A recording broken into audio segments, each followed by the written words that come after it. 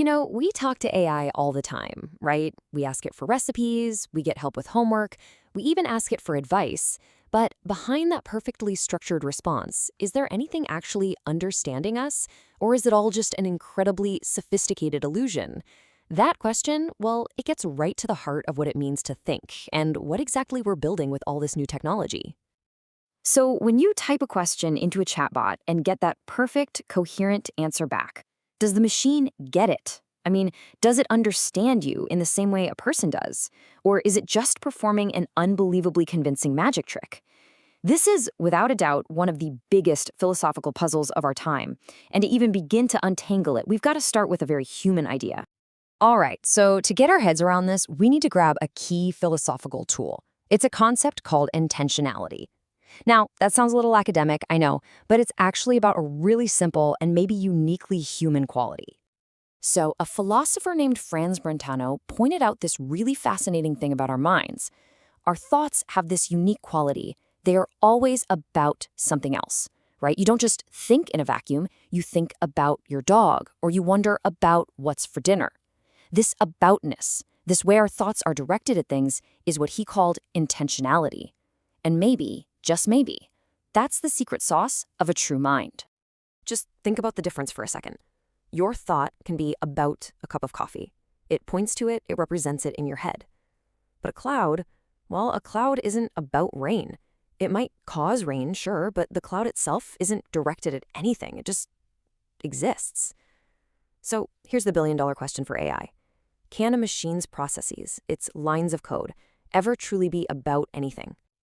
And that question leads us straight into one of the most famous and, frankly, brilliant thought experiments in the entire philosophy of mind. Back in the 1980s, a philosopher named Searle came up with this powerful argument designed to show exactly why a computer could never, ever truly understand anything, no matter how smart it seemed. He called it the Chinese room. Okay, picture this. You're sitting inside a totally sealed room, and you don't speak a single word of Chinese. Someone from the outside passes a slip of paper under the door with some Chinese characters on it. Now, inside the room with you is a huge, massive rulebook, and this book says, if you see this squiggle, find the page with that squiggle and write it down. You don't understand any of it, but you're pro at following instructions. You find the right characters, write them down, and pass the paper back out. Now, from the outside, it looks like a miracle. The person on the other side of the door thinks they're having a totally normal, fluent conversation in Chinese. They ask a question, they get a perfect answer back. But here's the kicker. Do you, inside the room, understand Chinese? Not a word. Does the rule book understand Chinese? Of course not. It's a book. So where is the understanding? And that right there is the absolute core of Searle's argument. The person in the room is acting just like a computer. They are perfectly manipulating symbols based on a set of rules. That's just syntax. But they have zero clue what any of it actually means. That's the semantics.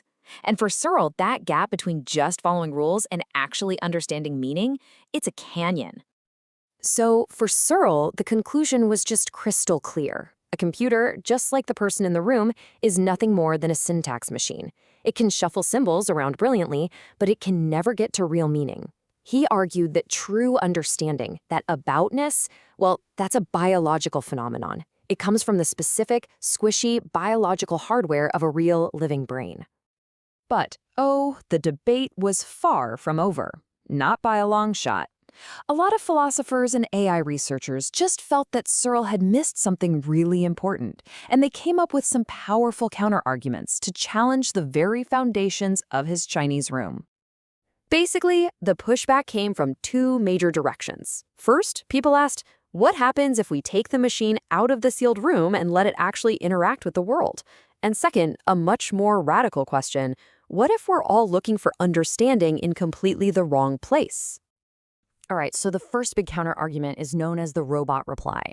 The folks behind this said, look, the real problem with the Chinese room is that it's totally isolated. It's just floating in a void, completely disconnected from reality.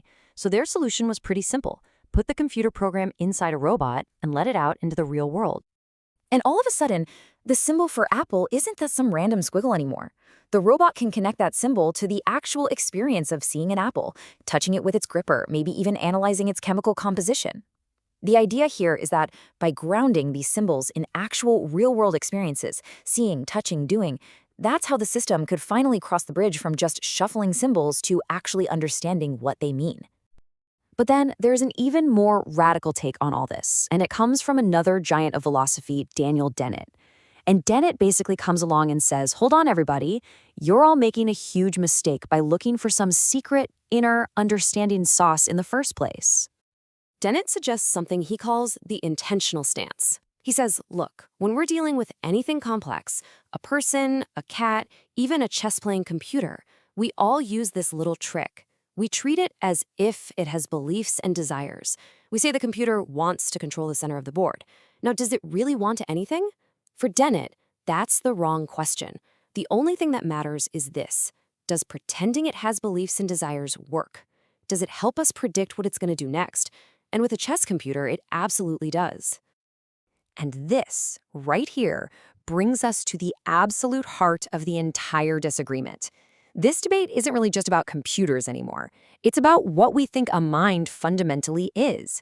Is a mind about the stuff it's made of, or is it about the stuff that it does?